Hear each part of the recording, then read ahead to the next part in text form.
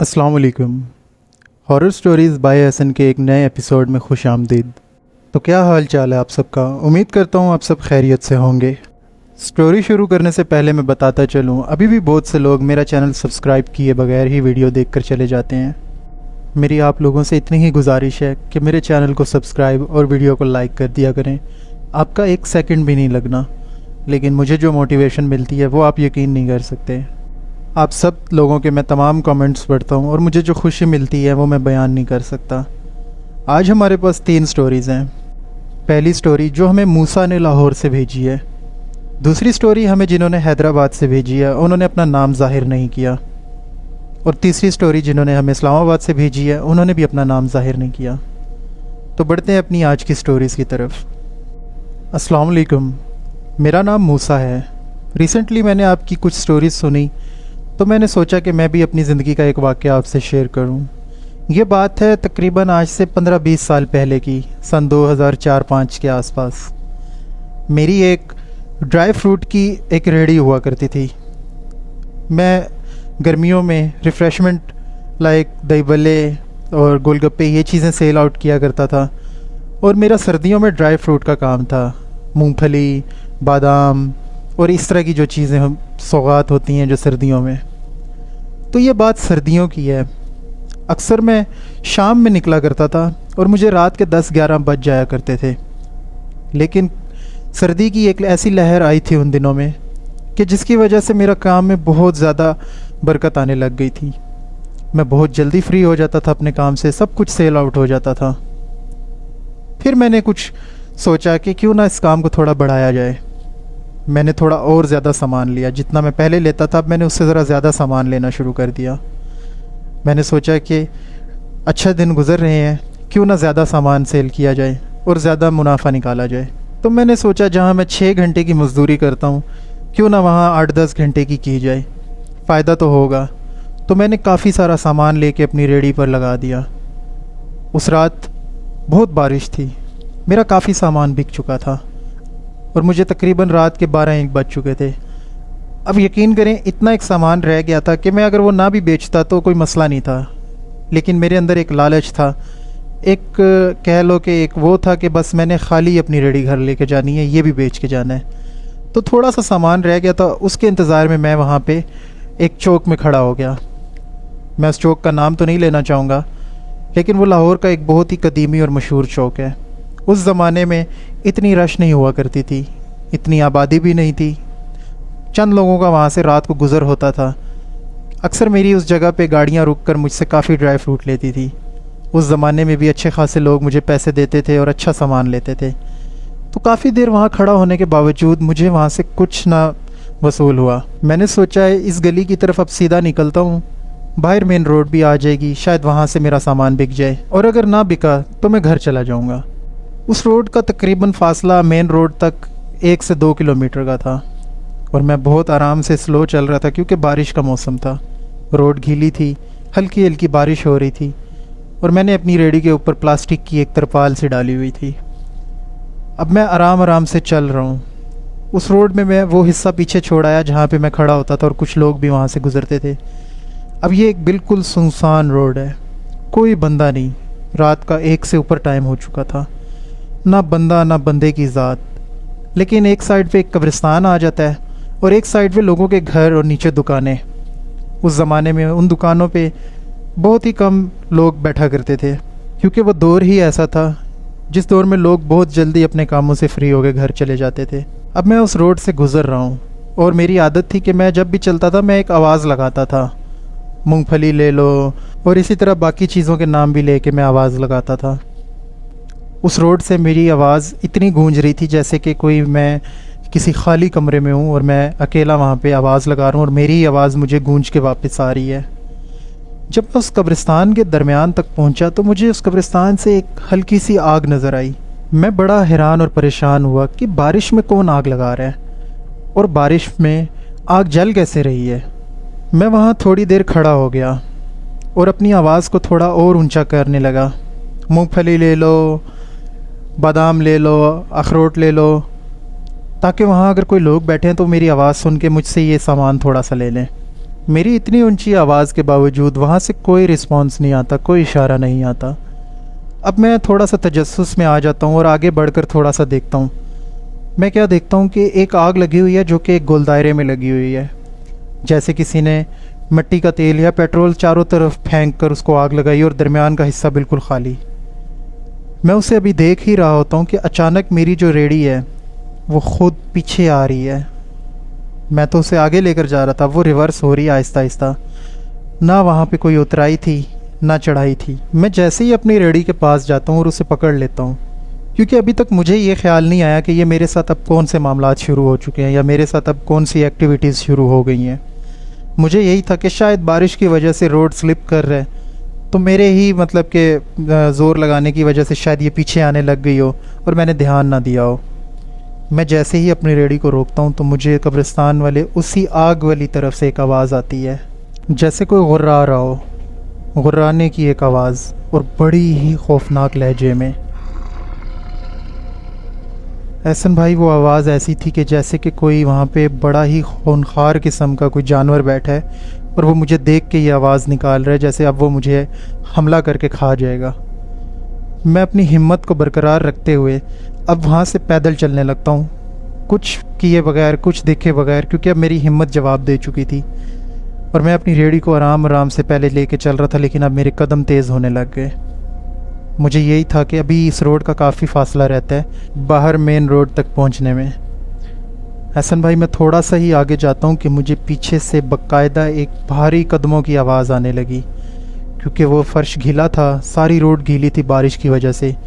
تو وہاں پر اگر کوئی نارمل قدم بھی لے اس اندھیرے میں، اس خاموشی میں جو کہ پن ڈراپ سائلنس خاموشی تھی، تو کسی کو بھی پتہ چل جائے کہ پیچھے سے آواز آ رہی ہے اور کوئی پیچھے آ رہا ہے۔ اب مجھ میں اتنی ہمت نہیں تھی کہ میں پیچھے مڑ کر دیکھ سکوں، کیونکہ میں نے سن رکھا تھا کہ کبھی ایسی جگہوں پر ایسی چیزیں اگر آپ کو محسوس ہونے لگیں تو کچھ بھی ہو جائے پیچھے پلٹ کر نہیں دیکھنا۔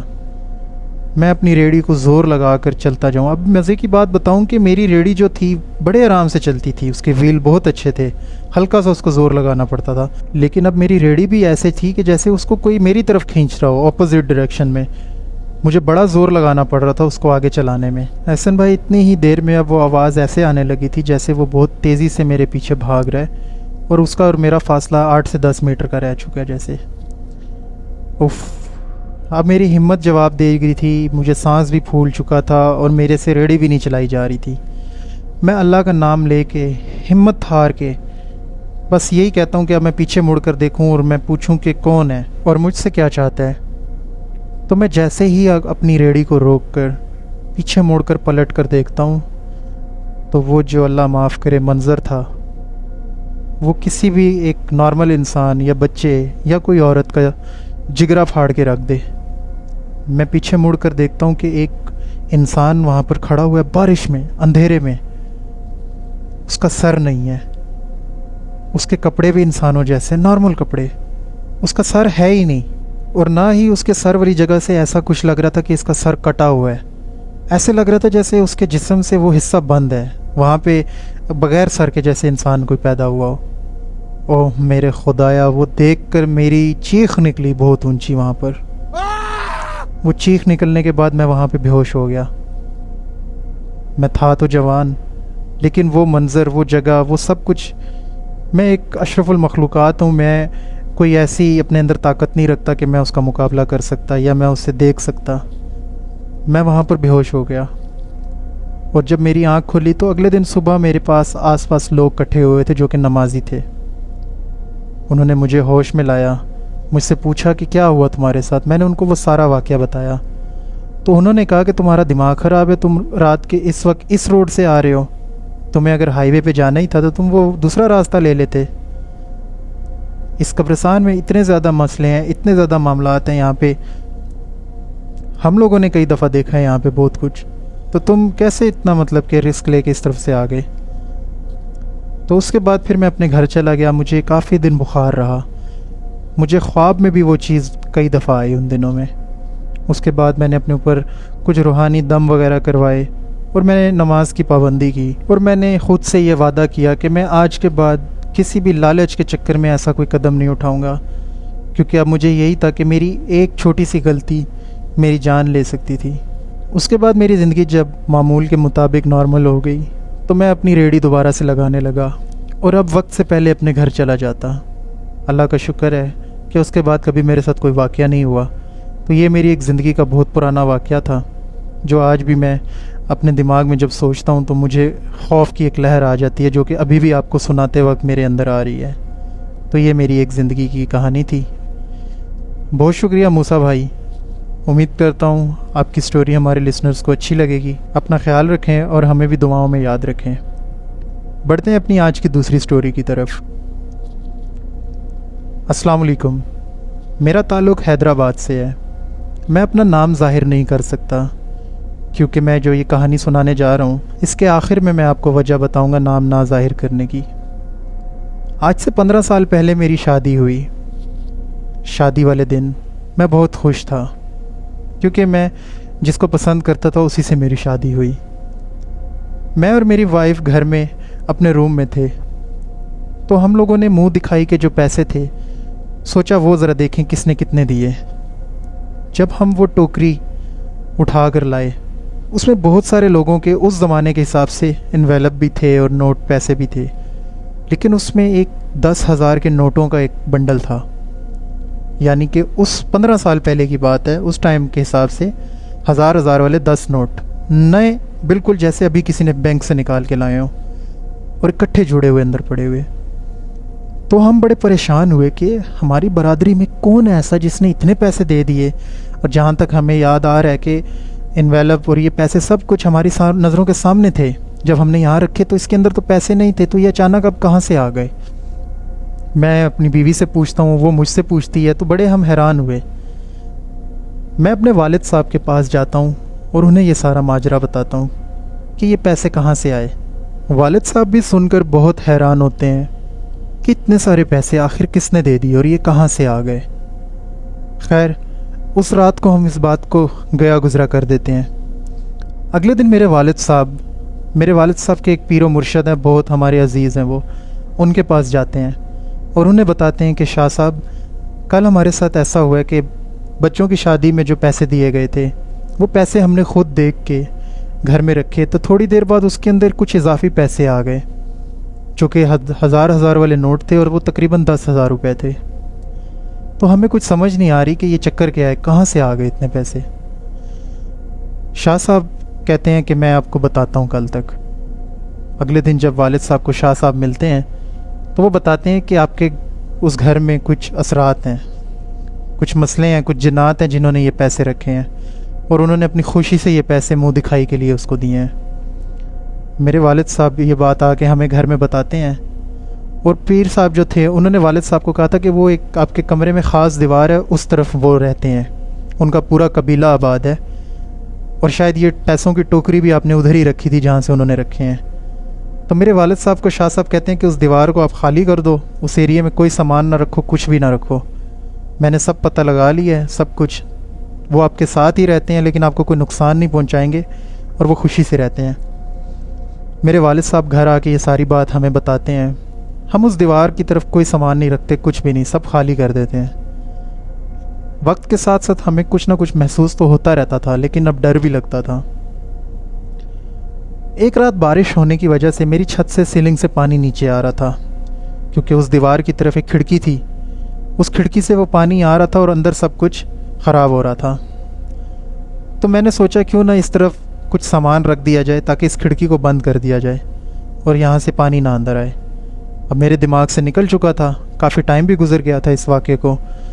میں اس دیوار کے ساتھ LED لگا دیتا ہوں، دیوار کے ساتھ ہی جوڑ کر ایک بڑی ٹی وی LED، ایک وہاں پہ میز رکھ دیتا ہوں جس کے اوپر کچھ سامان ہوتا ہے، اور پھر اس کے بعد میں بھول جاتا ہوں کہ یہاں پہ منع کیا گیا تھا۔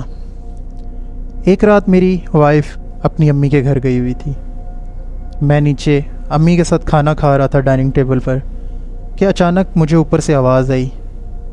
میں نے کہا اللہ خیر کرے، یہ کیا ہو گیا؟ میں اور امی اوپر بھاگ کر جاتے ہیں تو دیکھتے ہیں ہمارا جو ٹی وی تھا وہ زمین پہ گرا ہوا ہے اور چکنا چور ہوا ہے، اور تھوڑی دیر بعد وہ جو الماری وہاں پہ رکھی تھی اس پہ جو چیزیں تھیں وہ بھی نیچے گرنے لگے۔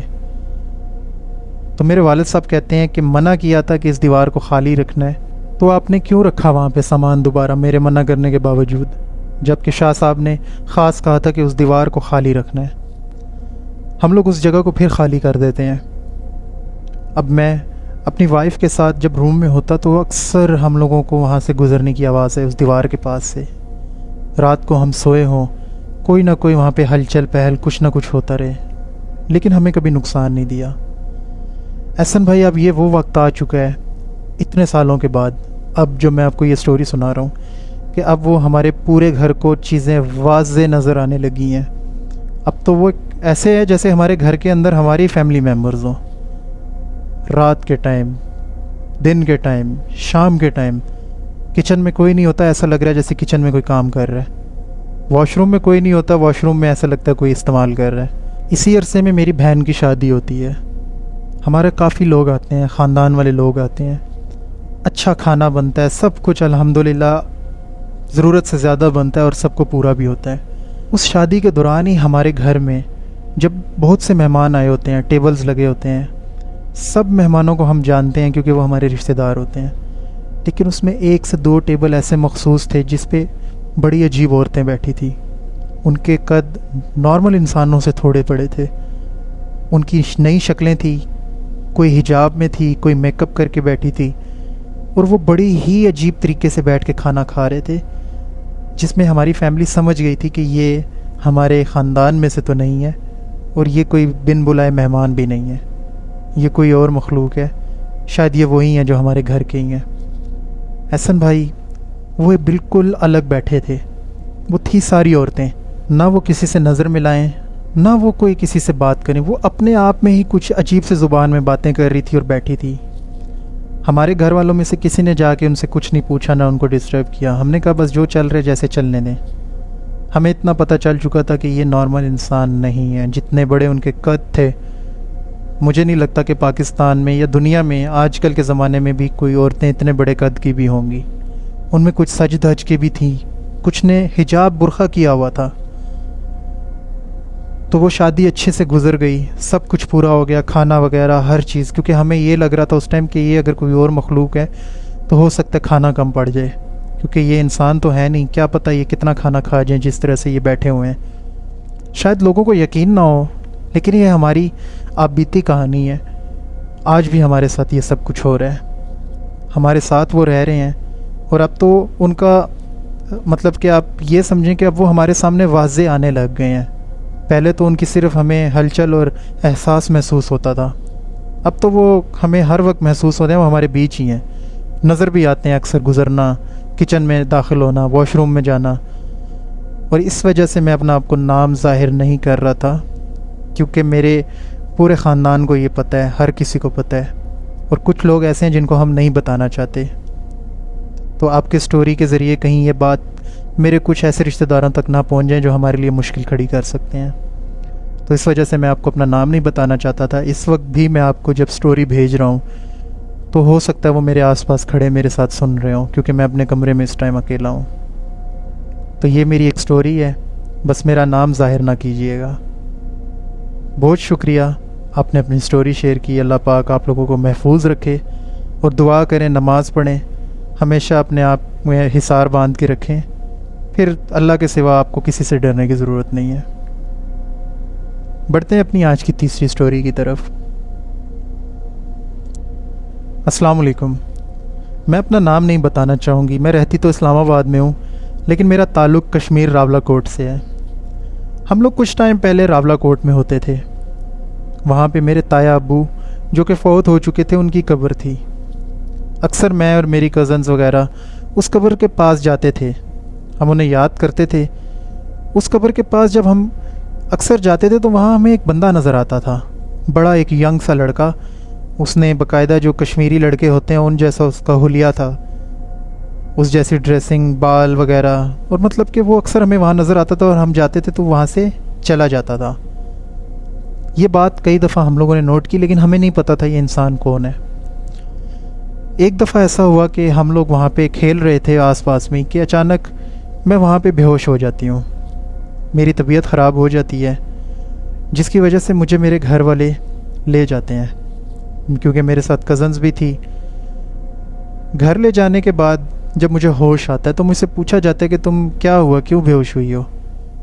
تو اس ٹائم مجھے کچھ سمجھ نہیں آتی. میں نے کہا کہ وہاں پہ ایک ایسا لڑکا تھا جو ہمیں نظر اکثر آتا تھا. ہم نے اس کا جب حلیہ بتایا اور میں نے کہا میں اس کو دیکھ کے شاید بے ہوش ہو گئی تھی، یا مجھے نہیں پتہ میری وہاں پہ کیا طبیعت خراب ہوئی. تو جب مجھے گھر والوں کو بتانا پڑا یہ سب، اور اس کے بعد میرے گھر والے کہتے ہیں کہ یہ جو آپ حلیہ بتا رہی ہو یہ تو آپ کے تایا ابو کا حلیہ تھا جوانی کا، جو آپ بتا رہی ہو جس طرح سے.